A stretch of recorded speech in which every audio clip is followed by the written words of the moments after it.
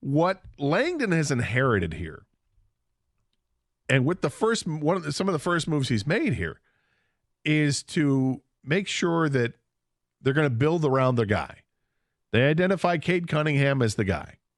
Whether you agree with it or not, that's what they've done. And give him the extension to 5 years, $226 million. So now you've got this 5-year window to show that you can turn things around and be a winning basketball team. We know that to lure free agents is awfully hard to do. First of all, you have to have cap space to do it. And then secondly, and maybe more importantly, you need to be a desirable destination. And if you're not winning, you're not desirable. So that's why the Pistons aren't going to land top free agents until they start to win. So they have to build around this core. He's entering his 6th year here.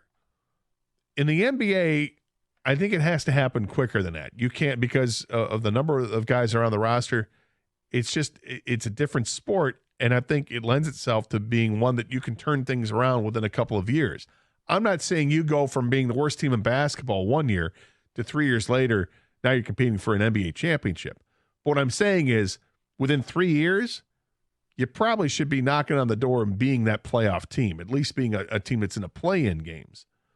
But within 5 years, you should be a playoff team. If not, then you've got the wrong guys running the organization. That's the way I look at it. Khang, I'm not sure if you're looking at it the same way with the NBA, with what Trajan Langdon has to look at. What do you think he's got to work with? Is it a more dire situation than what Steve Eisman inherited, or is he kind of in a good place because he's already got the guy to build? I mean, I hate to compare the two different sports, but just the situation, I think Trajan Langdon has a more opportunity to succeed faster. But I don't want to let Steve Eisman off the hook. I think 6 years, going into 6 years, is long enough to at least see the playoffs. But to stay with the basketball point of view, I think Trajan Langdon has been, he's been handed a pretty decent spot as far as he has cap space. He already has the guy he thinks he can build around. They're going to they're reportedly going to give him the max extension, which I think is a no-brainer. They have to. And if worst case scenario, things don't work out in a couple of years, as long as he hasn't fallen off a cliff, you could probably move him. Because NBA contracts, as if you haven't noticed, people, they are berserk every year, every offseason.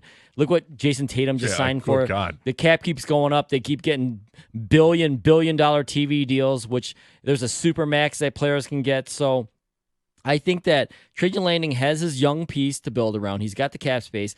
I wish that, and it's not over yet, and it doesn't have to happen this year. It could happen next year, but he would take on a bigger contract to get that star, because you're right. It's going to be almost impossible to land a big-time free agent like a Paul George or someone of that stature. You're going to have to trade for him, or you're going to have to draft him, right? And to trade for him, you're going to have to be willing to pay him an existing contract that he already has, or extend him to a supermax deal.